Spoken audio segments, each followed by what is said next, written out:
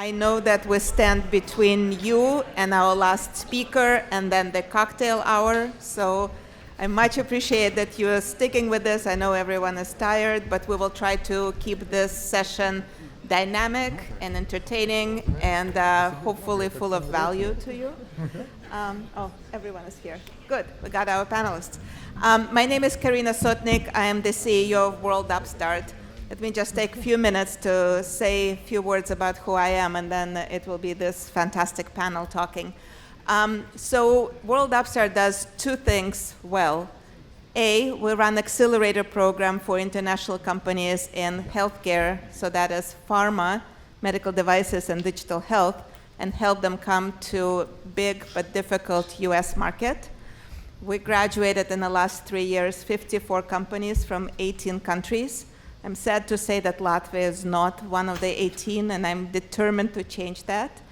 Of 54, 23 are now in the United States, and 7 are already FDA approved. That's a really big conversion, because usually, statistically, only 1 in 5 makes it in the United States, so we're really doubling your chances of being successful. So that's one thing. Second thing that we do, we work with governments and universities to help create commercialization programs. What is commercialization? Everyone innovates, everyone has amazing discoveries. How do you take them and put them on the market? How do you create sustainable companies and bring them to the global market? That's what we do, and again, I hope that I will be working with some of you on that. But that's enough about me. Let me tell you how this panel will go. So, keeping with traditions here, we will go in alphabetical order, and I will ask my fellow panelists to introduce themselves and maybe spend 5 minutes on what they do. They're all remarkable in their own way. And then we want to tackle some of the questions. Latvia, in a great entrepreneurial sphere, what's the role? How do we do it? What's the future? So stick with us for the next 45 minutes, an hour, and then we'll get to the cocktails. All right, so in alphabetical order, I'll give a floor to Anna. So if you want to come here. Yep.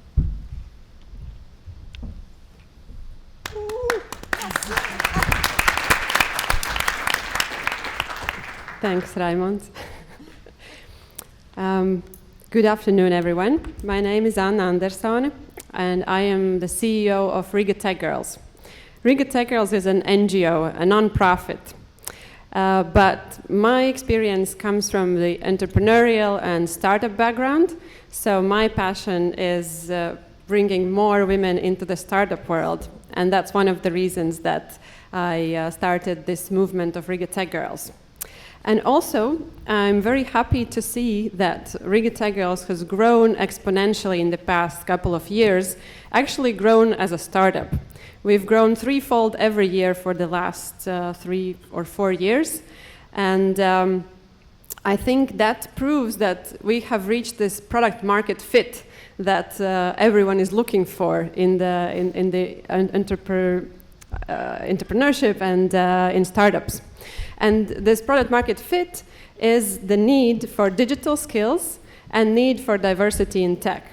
So there is this need in the market that we are fulfilling with our services.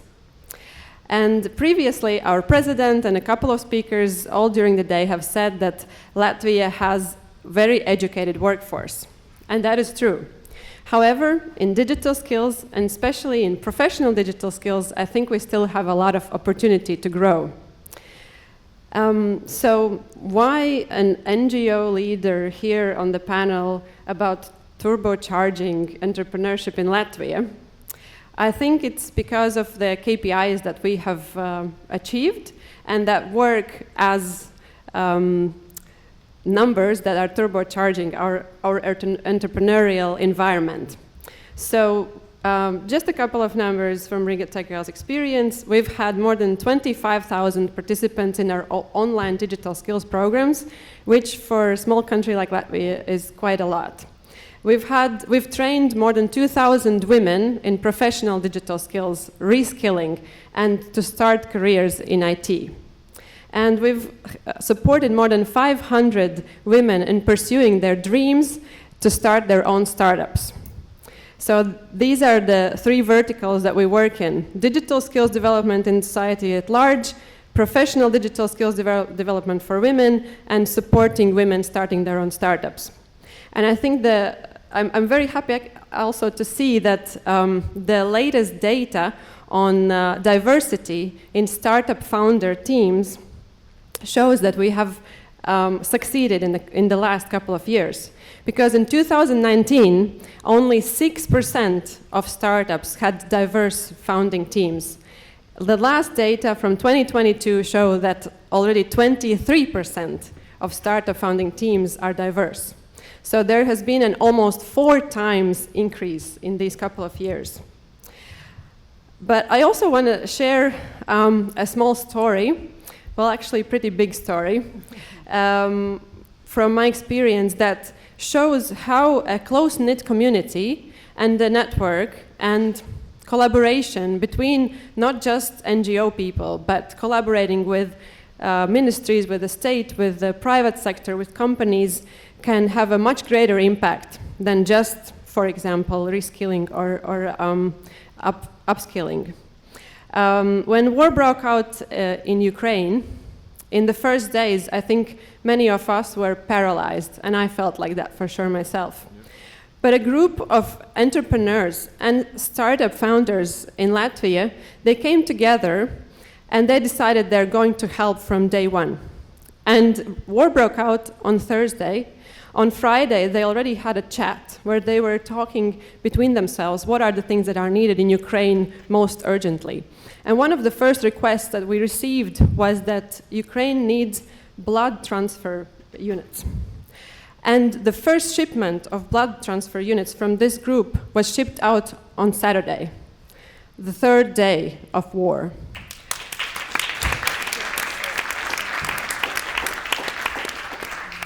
And on 4th day, we decided that we're going to raise funds to support Ukraine immediately, because we knew that, of course, officials will do that, and that's going to come, but this private initiative can happen like this. It can really be much, much faster.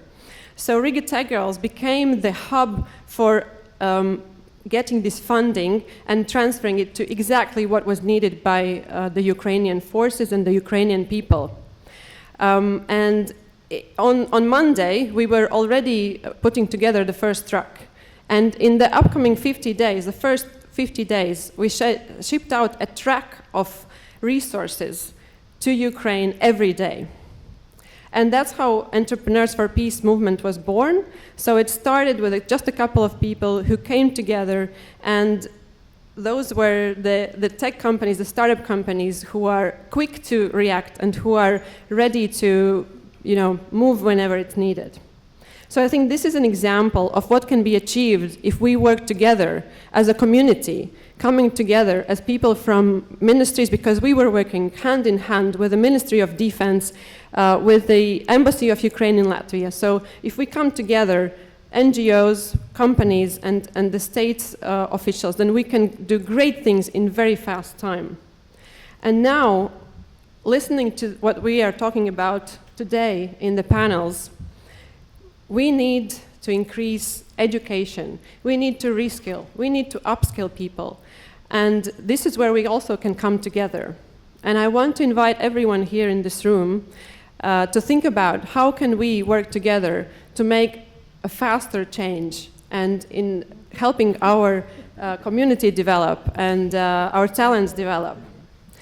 So that in the future Spotlight Latvia, we would not have just one unicorn here on stage, but all day would be filled with unicorns. And I know that working with startups, one of the often asked questions is, okay, I have this wonderful idea. How do I find my tech co-founder? So this is what a group of startup and IT companies, we've come together and we have established Tech Education Foundation with the aim to educate more people in tech so that we would have more tech co-founders, more CTOs for the future of our startup development. So I want to finish up with this kind of inspirational feeling that when we come together, we can do great things. And if you want to be part of Tech Education Foundation, you can approach me anytime, and we can talk about that. And I think that will be the thing that we need to turbocharge entrepreneurship in Latvia. Thank you.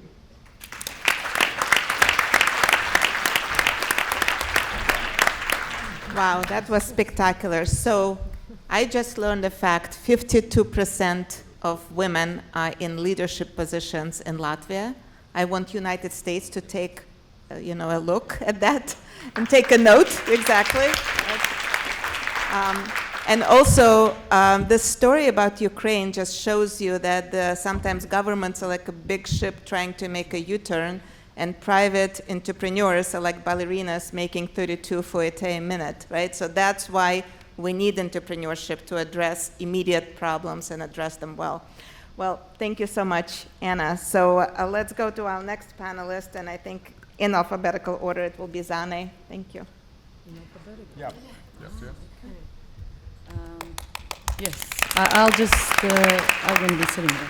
So I sit here with two hats. One of the hats is ARD, a company that helps biggest Latvian, not only biggest, companies in Latvia to attract and retain talent. And we work also with topics of future of jobs and future of skills. And the second hat is related to my work on the supervisory board of Art Academy of Latvian Arts. It's also been a long passion of mine. So I have a lot to say about that as well. But when it comes to entrepreneurship, I believe the foundation for that is and I'm going to repeat what Anna said, and is education, and once again, education.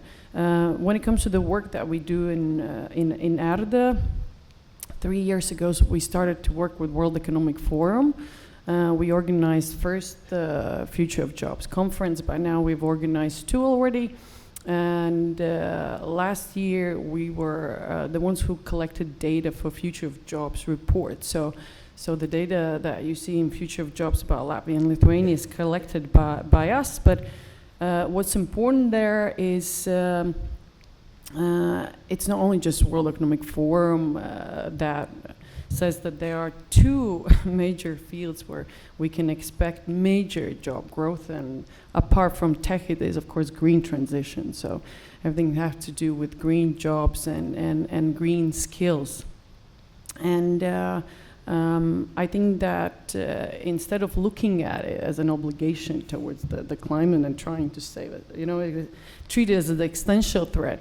Not often enough we see as a major opportunity for Latvia, and I was happy to hear Latvenergo speaking here, and I loved the cannabis story. I think that's it. That should be our investment strategy from now on. But that is one aspect, and then the other aspect when it comes to the work in Art Academy. There are 953 students, and I understand that for US might sound like statistical error, even in Latvian education system. It's a very small number, so oftentimes they're treated as a bunch of weirdos for whom different kind of rules apply. But when you look at specific programs, like programs in visual communication, or programs in animation, video, audio. Already there are tons of artists that work with medical startups, illustrating what they do. We have Raitis and Rasa Schmitz that work and teach at MIT Media Lab. There's wonderful potential, but what is lacking is infrastructure. Because you cannot do, I don't know, videos even, I'm not even talking about AI applications, if you work with 12-year-old Macs. And this is one of the opportunity, I think, for all of us as well. That I think, again, if only we would bring labs, basic infrastructure, we would see like extreme uptick in both wonderful employees, but also future entrepreneurs. The other part that I understood working in the academy right now, or helping academy, and I see it's a potential, again, not a challenge or a problem. It's a potential for a whole academia, all 14 universities, state universities in Latvia, is to work closer with industry, closer with companies. Somewhat in Latvia, oftentimes there's a precondition that business is a little dirty, and then academia is something different. And I'm not talking about anything. I think Riga Technical University does an amazing job, and there are many other pockets. But altogether, we need much bigger integration so that students in university, the latest, but ideally also in high school, would get these real world examples, experiences. Because it's very hard to create something of international relevance if you hadn't had any international experience or connection with a business. So these are two different point of or separate realms of my life where I see a lot of potential and possibilities. Thank you so much, Dana. Yes, your two hats seems to be very close to each other, and indeed, I think Latvia is not unique in thinking. A lot of researchers also think that the blue sky research is important and business is something dirty. So how do we break those barriers and actually align them? That's a real problem, not just in Latvia. Okay, our next, we have two Raimonds on the panel, so next will be Raimond right next to me.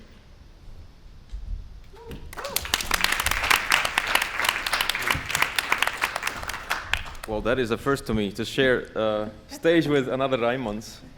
For me too. Well, actually I want to build on what Anna said, that great things happen when we come together.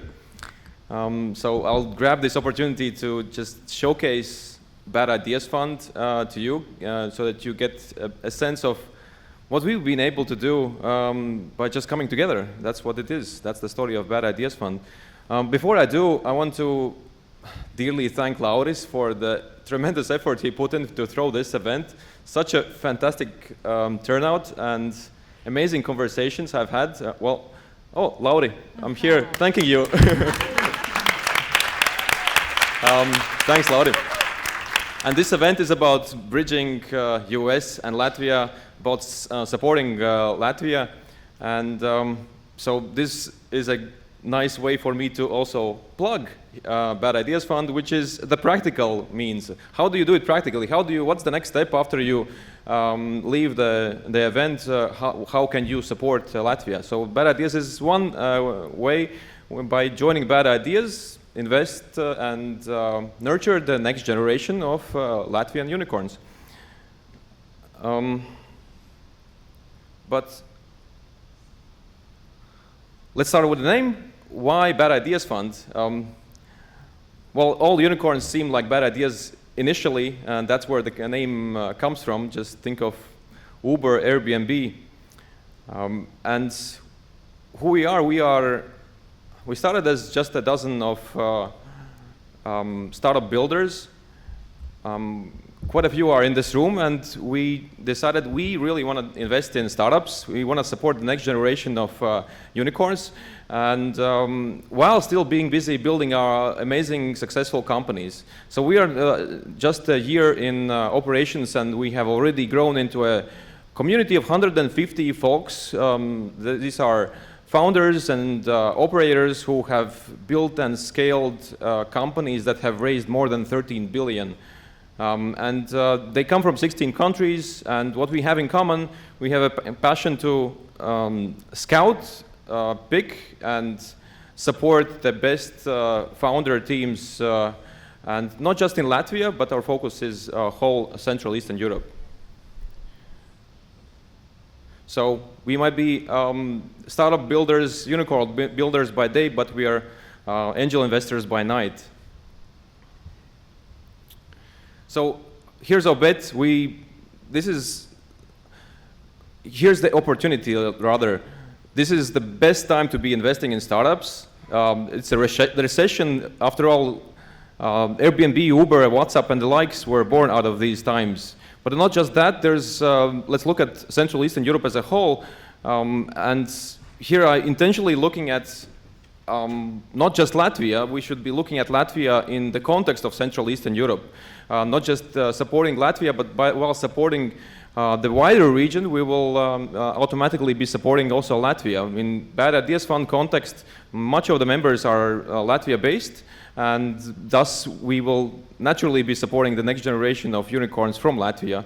But on Central Eastern Europe, what is fascinating is that it is the fastest growing startup enterprise value over the 5 years compared to any other European region, while the funding is the least available for startups. Yet they are moving with their every dollar raised much further than anyone else across Europe. And we have already invested in now actually 17 startups as of today, and invested north of $2 million over a little bit over a year. So it starting from speech-to-speech text cloning, speech-to-speach voice cloning that is just dominating the Hollywood industry, to satellite disaster detection that is can predict half a year in advance whether a dam would break out and there will be a natural disaster. And here's just one example, Superful, which we can already regard as a future success story. We invested when you can see the dot number 1, that's where we invested, and now it's essentially a rocket ship. Yeah, and our secret sauce is that we are a community of startup builders, so that's how we have startups flock to us, find us, pitch us ideas before actually VCs find out about them. And we are uniquely positioned to just support those startups in their journey because we have walked the walk before. So that's just Bad Ideas Fund. Thanks for letting me pitch you.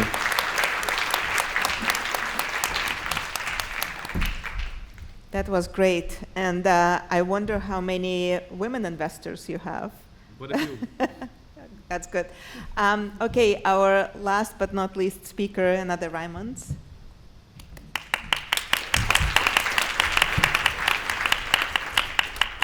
Thank you very much for another Raymond's joke. No, it's just no. Raimons Lapiņš, Deputy State Secretary, Ministry of Economics. So whatever happens bad in Latvia in economics, blame us. Most probably Ministry of Finance would like that we are more economic. We are one of the spenders, so all support mechanisms to the entrepreneurs come, nearly all to entrepreneurs come from us. So we are big hole in budget always. In Latvia, what we do, we're caring for strategy for next development, and base is good. We are number 2 by tax foundation in tax system in the world. As a members of EU and OECD, it clears the business practices, and legislation is in level of the best.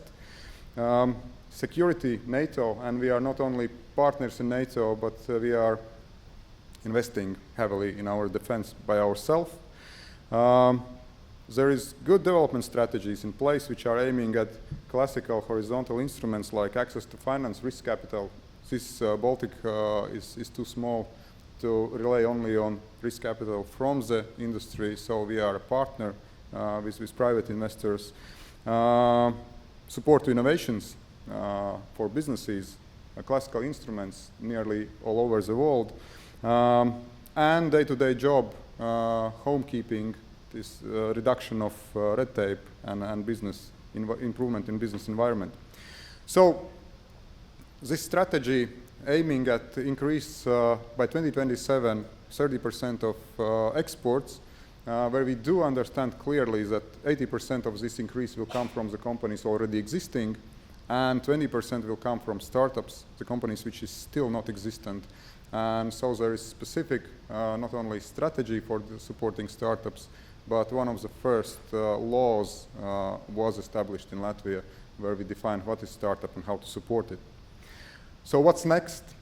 This development and these strategies and base is good for good economical growth, but as a small country and as a young country, in a sense, joining EU and comparing to Western Europe, clearly we want to grow faster. So there's two major topics for additional growth. First one already mentioned, it's human capital development, and not so much about where we can get it, but how to invest in human capital so that it can be much more productive, much more efficient and competitive globally.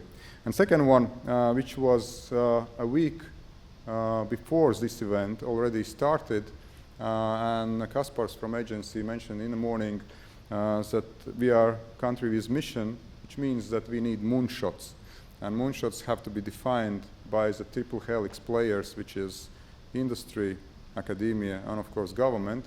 And thanks to all universities which are participating, to all the businesses which participated for 1 week, there is the strongest possible team from Latvia, with help of our RBS, Riga Business School, and MIT, developing these moonshot projects where they're not only defining them, but giving job to us, to Ministry of Economics, to agency, afterwards attract more and more players, both from United States and from other countries. So thanks to all which are doing this very important job, and what from this stage I can say that this will be not only job for 1 week, most probably it will be job for the next new cabinet of ministers will put on them their tables that these projects have to be sustained and supported. Thank you.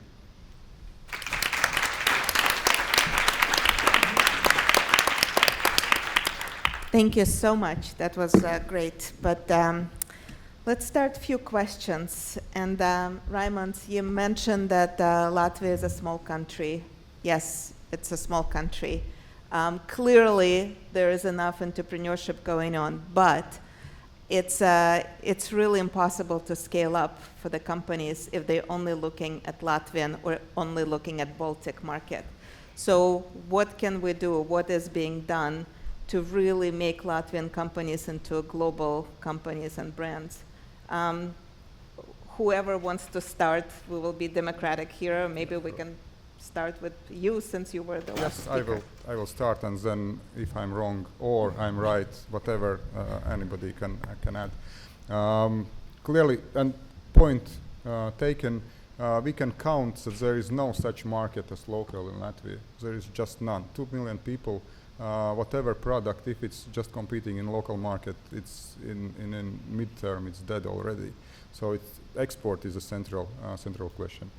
So we have several approaches. So, and what we see, any company which from Latvia starts to export, productivity grows by 30%, so increase just by this one magic, the company becomes more competitive. So support mechanisms, simple one is that this is why there is investment development agency, and any company, whether they want or don't want to go to exports, will be pooled by agency in export markets. So it's by carrot and stick, whatever is needed, we will be pooling and showing this global market and opportunities. Second one, this type of visits each year, Spotlight Latvia, is one of these things when we bring new companies there, we can show what type of mindset is needed. And this is very important, like for these 3 days already meeting, it's in any US company we hear that it's global, and this helps. And thirdly, projects with scale, as I mentioned, these moonshot projects, because they are already at the beginning, at establishment stage, a stage of defining goals, already incorporates global market. And that's from where I would start. Thank you.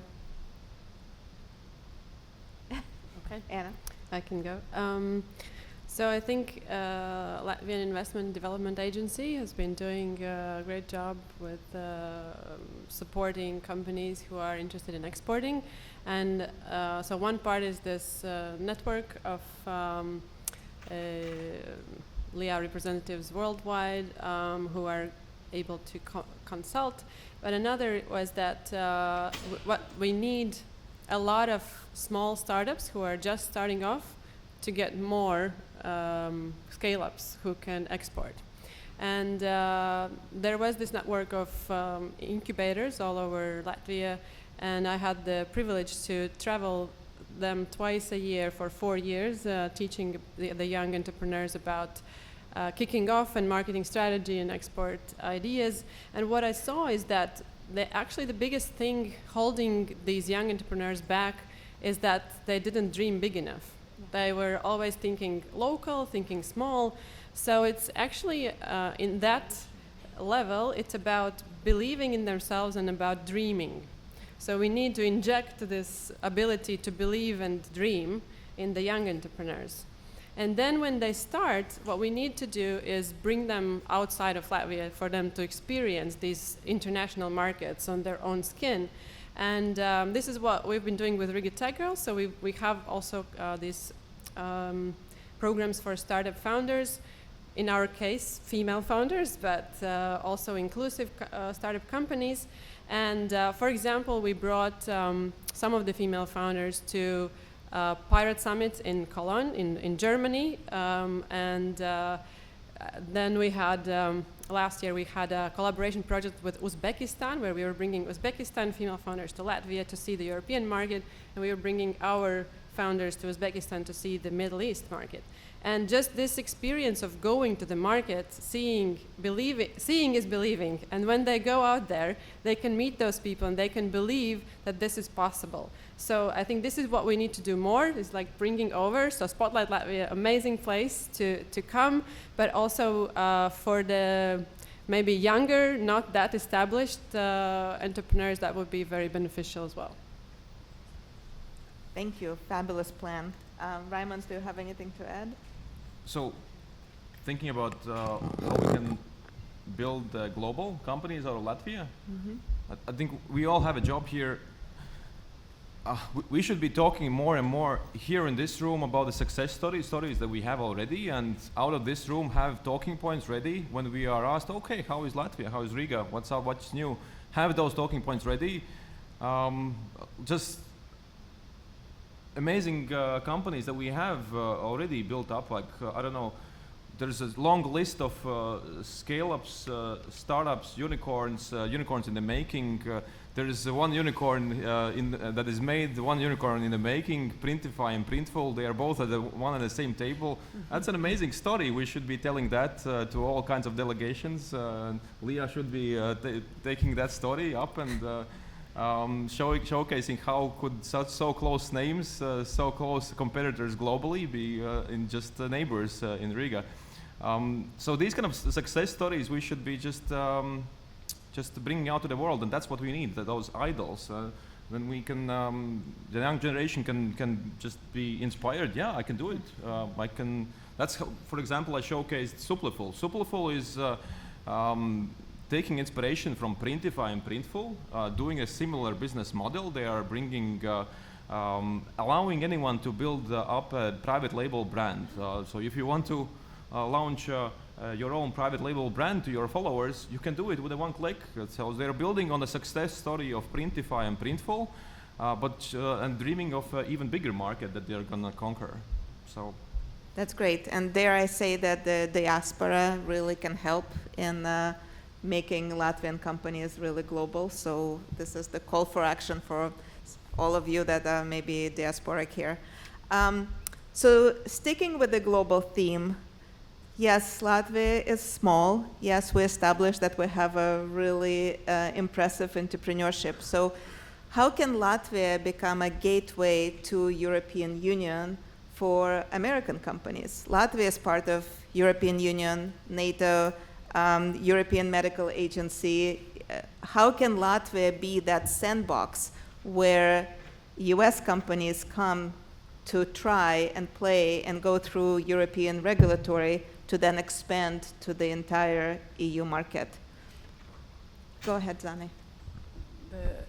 It's probably a series of factors, but one factor that I want to bring up is a factor that was brought up in previous discussion under the name of inclusivity. So, and diversity, Roche chose to relocate some of their most interesting jobs, digital marketing jobs, by the way, to Riga, and they mentioned that one of the factor that global company found appealing was the fact that we're very inclusive. And for marketing purposes, I was nodding, but in my head I thought there's still a lot of job to do, and especially in respect to immigration.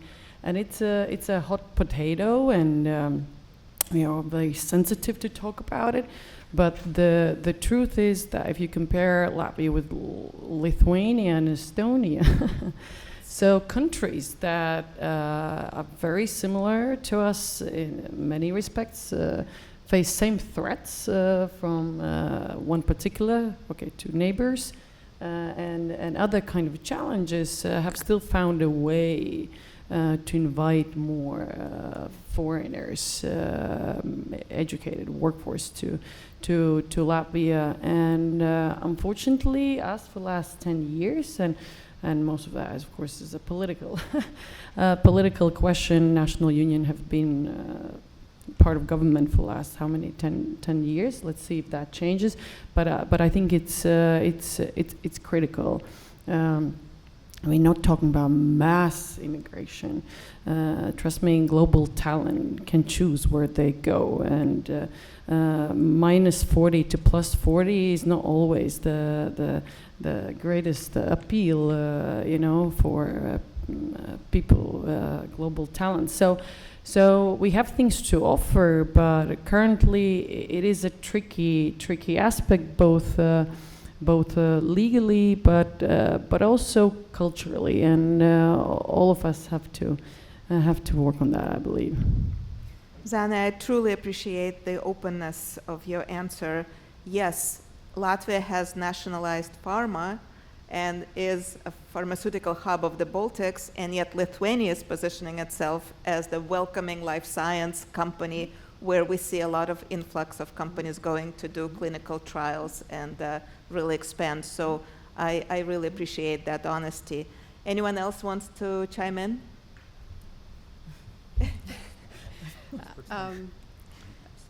Just to maybe, I don't know, move to a bit positive side on Yes, this, please. because I totally agree with Zane. We have a lot of room for improvement there. But I think what Latvia and Riga can offer globally and Europe-wise as well is the quality of life, like how fast you can get to anywhere you need, how close everything is, but at the same time there's like the critical mass to be interesting. And this means that, yes, there might be people who will want to relocate if you can't find the talent here, but there's also great opportunities for the talent. And we also discussed, there was discussion also in the previous panel about the work ethic. I think that is something that I have found myself working as an entrepreneur, but also working with partners, is that Latvians have a great work ethic. And earlier it was mentioned that in the US, so the Latvian minority population is doing pretty well financially. I think that is because of that work ethic that we have actually from the history, that we are hardworking. And so that brings us to that point that what you can get, the value that you can get for comparatively not very small money, but comparatively competitive amount of money is very high. And I just recently read one research that was combining data from different researchers, different evaluation criteria on nations worldwide. And it was very interesting that Latvia was scoring very, very high on two characteristics. And one was creativity, and the other was courage. And I thought that it's funny because we are so small and we come from such an not advantageous background. We need to be very courageous and very creative to survive. So I think we have developed these skills, and this is something that we can be proud of. Well, this is great. And I'm also thinking we have and had panels here with many industries and universities. So those universities, hospitals, industries need to be open to help the startups that come to Latvia, right? So it has to be that openness and courage to let them try. So thank you. Yes, and adding then with these all good qualities, as you already mentioned, legislation is in line with EU, so it means that whatever you test on national level in Latvia, which can be done in Germany on national level test, most probably will take for you a lifetime. Mm-hmm. In Latvia case, it's much shorter just because you will gather all the necessary people who is responsible for various aspects of the problem which you are solving around the table. So this is, I think, the combination. This is this mix why Latvia is a good place to have access to European market. And it's not only stored. It's not only wishful thinking. In Redmond 2017, Microsoft with us defined a project. Roche joined, and they didn't realize this project in Redmond. They chose to do it in Riga, and we were presenting results in this auditorium already. So this is even for very large companies.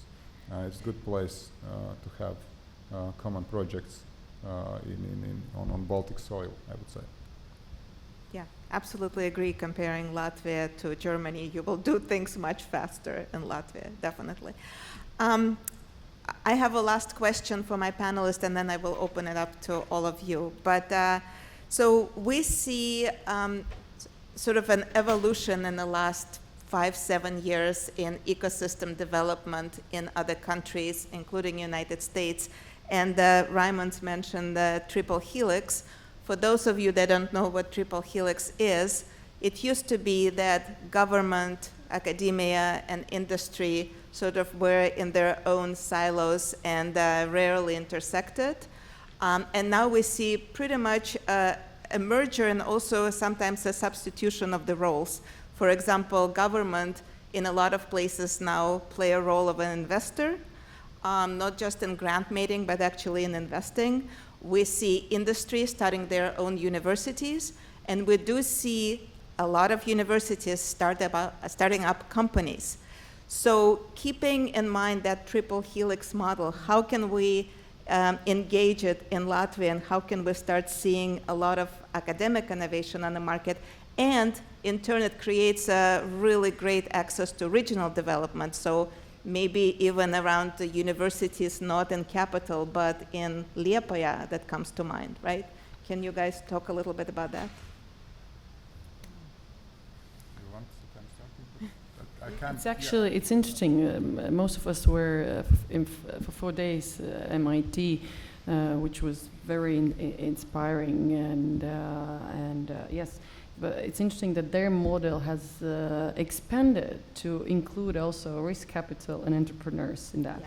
So let's not remember that the more of people who should sit around the table. But as I started in the beginning saying about Art Academy, and of course it's a very specific field, but trying to integrate more and more, joint research. It's basics. I'm sorry, but still there's huge potential. So more research projects. Like I see even in the Art Academy, like the basic internships, the kind of aspect, real time, real cases, applications, and so on and so forth. Yes, so much can be done, and as I told, it's a great potential because the brains are there, So and the willingness is there. We need to help it. So, from our perspective, from government perspective, there is two basic things which leads to at least to development. And this, firstly, it's biology. I would say physical space, put people together, force them to work to the goal, and in earlier or later they will come up with ideas, and there is no work around this. And second one, which is again probably simple, but you can't talk away need to invest.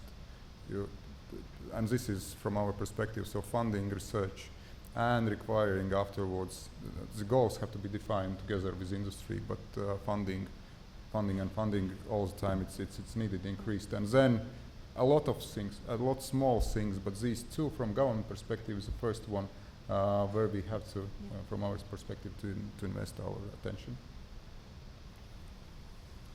Yeah, I will build on what Raimons just said about putting people in one space.